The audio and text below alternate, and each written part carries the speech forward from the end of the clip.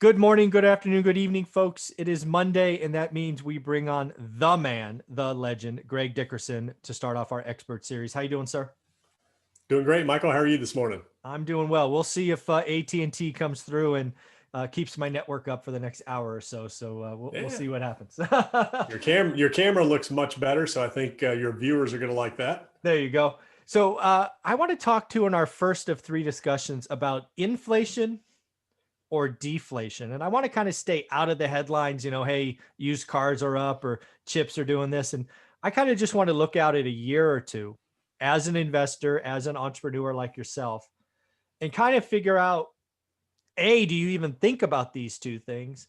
If you do, in what lens, and maybe even which one scares you more? So why don't we just start there? What do you think? Inflation, deflation, something you think about? Don't. What you got? Yeah. From a macro investment standpoint, as somebody who invests in companies, invests in real estates, invests in the markets, I'm watching all of these things because inflation is probably the biggest risk on the table right now with, the recent print and the Fed's upcoming meeting on Wednesday. All eyes are on the Fed. Yeah. And we are definitely in an inflationary environment. The question is it really transitory? So what I see as an entrepreneur involved in companies is you can't get any help. It's very difficult to hire labor. Your supply chains are still extremely constrained. So the costs of your goods to produce goods and services are going up. So you have to take those factors into consideration and then ask yourself, well, is this long-term? Because if it is, as a business owner, I need to react. And how do you react? You raise your prices. Now we're seeing that across the board, company after company is coming out saying prices are going up.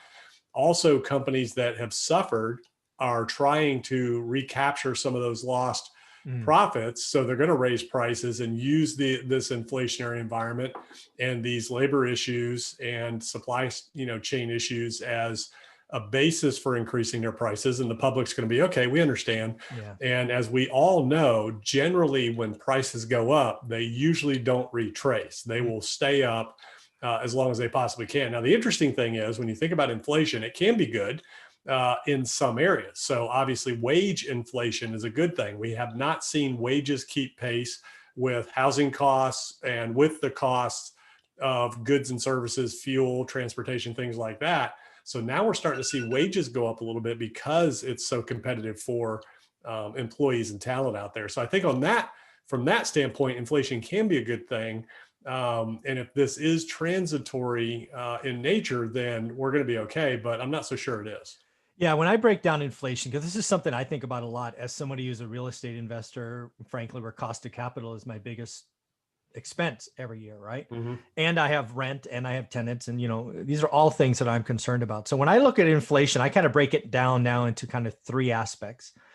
There is clearly a shipping issue going on. It's very disruptive. Ports, ships, planes, all of that. So I would say most of that is transitory, right? And I still don't even know what transitory definition is.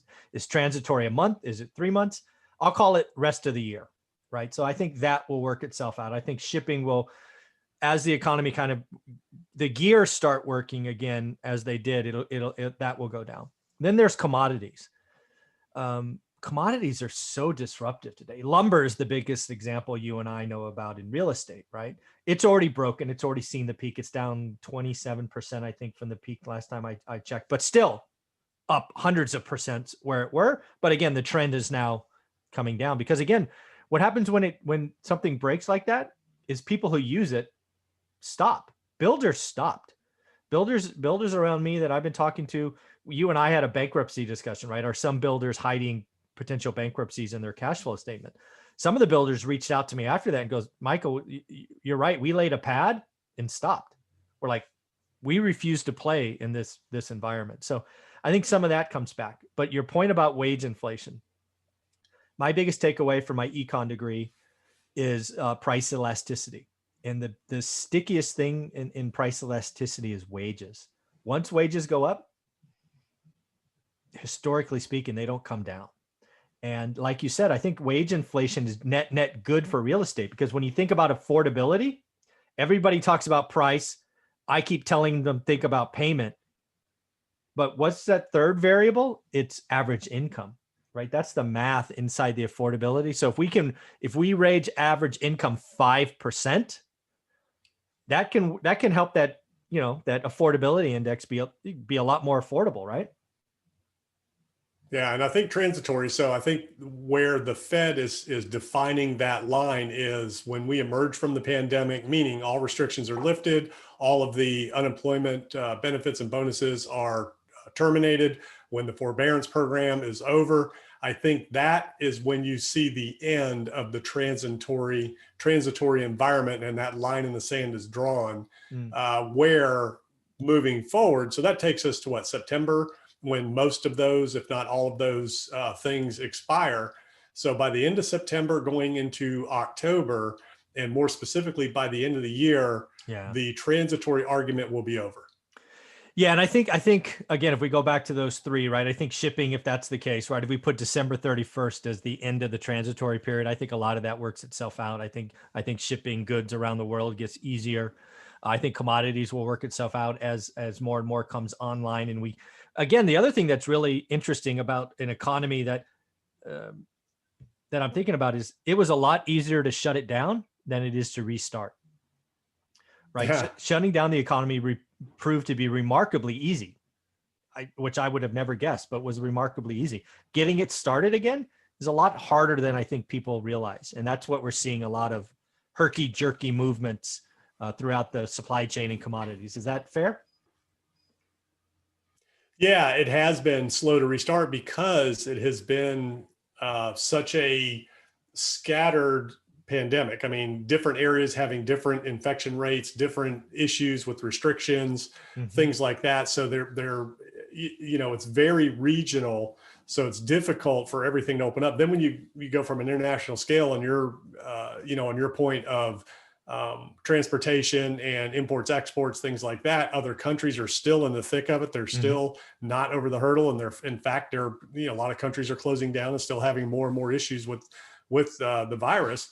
In this country, we don't know whether we're through it or not. A lot of people aren't getting vaccinated. So there's, a lot of speculation out there that this variant that is predominant in India right now is in the United States and is going to cause a lot of infection. So, I mean, we're not done yet. We're not over the hurdle. We're not through with it. And this isn't the only time something like this can happen. But yeah, it's interesting trying to get things back open. And I think the biggest issue is, again, it's the incentive to keep people from getting back into the workforce, getting back into the economy and producing versus just flat out shutting them down and saying you can't work. I mean, that's easy to do. You can turn the switch off, turning it back on. You got to rev that machine up. You got to pull all the support so that people have the incentive to go back to work and create and produce again versus not. Yeah. Well, let's end this on the deflation talk. We haven't talked about that yet. I think there's, at least on my channel, I'm seeing some frankly nasty comments that I end up deleting, warning about deflation coming. And, I think there could be some asset deflation, right? I think we've seen, the last year, don't bet against the Fed. I think the Fed has unnaturally raised assets. It's becoming almost mania-like in lots of different sectors. So I think some of that comes home, right? When the Fed eventually talks about tapering and then stops buying in the bond market and then ultimately raises rate this year or next year, we have a dollar bet on that. It'll be interesting. So I could see some deflation. Again, I'm obviously biased, but I just don't see it, generally speaking, as a huge concern. Yeah, and it depends on where you're talking about it hitting home. So the markets obviously at some point have to retract. They have to deflate. When that happens, that puts strength back into the dollar. So you can go back and chart historically the action of the dollar. In market sell-offs, the dollar goes up. In commodity sell-offs, when gold's down, the dollar's up. When the market's down, the dollar's up. So deflationary environment's good for the dollar, but it's not necessarily good for the economy. And we're on very dangerous ground right now. We have asset bubbles everywhere because of the $100 billion, $120 billion bond purchase that the Fed's been on every single month in, month out. They're purchasing $120 billion in bonds. That's $1 trillion, $2 a year of liquidity pumped into the market. So where's it going to go? If you are an income seeking investor, where are you going to go? Where are you going to put your money? There's only one place you can get any yield, and that's in the markets. And until that bond purchase program stops, that's going to continue to run. And we're starting to see the tipping point now, I think, in the markets. And there's a lot of concern. Yeah, there's a lot of concern. And, Paul Tudor Jones came out today on CNBC and said that, the Fed's reputation and credibility is on the line this week. That, I mean, they're running the risk of potentially going down as the worst Fed policy in the history of this country. I actually saw that interview. One of the things that I noted is Paul Tudor Jones is basically waiting till Wednesday to make call on 80% of his portfolio. And what did he say? He said, if the Fed keeps ignoring higher prices, it's time to go all in on the inflation trade. I'm like, whoo. Yeah. That's a billionaire talking right there. So it's going to be, Wednesday is a big day. Part of me thinks that Jerome Powell is going to come out and just be a robot and say, transitory, no problem, no problem here. And Paul Tudor Jones is basically like, if he does that, watch out. So Wednesday is going to be interesting. Any closing thoughts on him? Yeah, we'll see if he actually, we'll see if he actually backs that up. So, exactly. Yeah, I mean, inflation's here. It's real. We do have a delay now. There's something going on with your internet, but inflation's here. It's real. It's good for some aspects of like wages, things like that, but obviously it's not good for the overall economy. We have to get that in check. The Fed has to back off. They got to pull the foot off the gas. Rates need to recheck so that things can rebalance, which will create some deflation, but that's primarily going to be where we've seen hyperinflation. And yes, we've seen hyperinflation. It's been in the markets. It's been in assets. That has to deflate. That's going to be good. That's going to be healthy. It'll put us back into normal ground, normal territory. And I think we'll be able to move forward from there and have normal, healthy growth if we can get the Fed out of the business of the economy. Yeah. I think 2022 is going to be a more normal year, but we got to get through the next. Can you believe this year's half over almost? It's crazy how fast this year has gone. So this has been a great conversation on inflation, deflation. We're going to change it up, folks, in episode number 2. And we're going to ask Greg Dickerson what he thinks about Dave Ramsey and his 7 baby steps. I've always wanted to ask him. I bet you it's going to be a very interesting conversation. So thank you very much, Greg. How can people find you?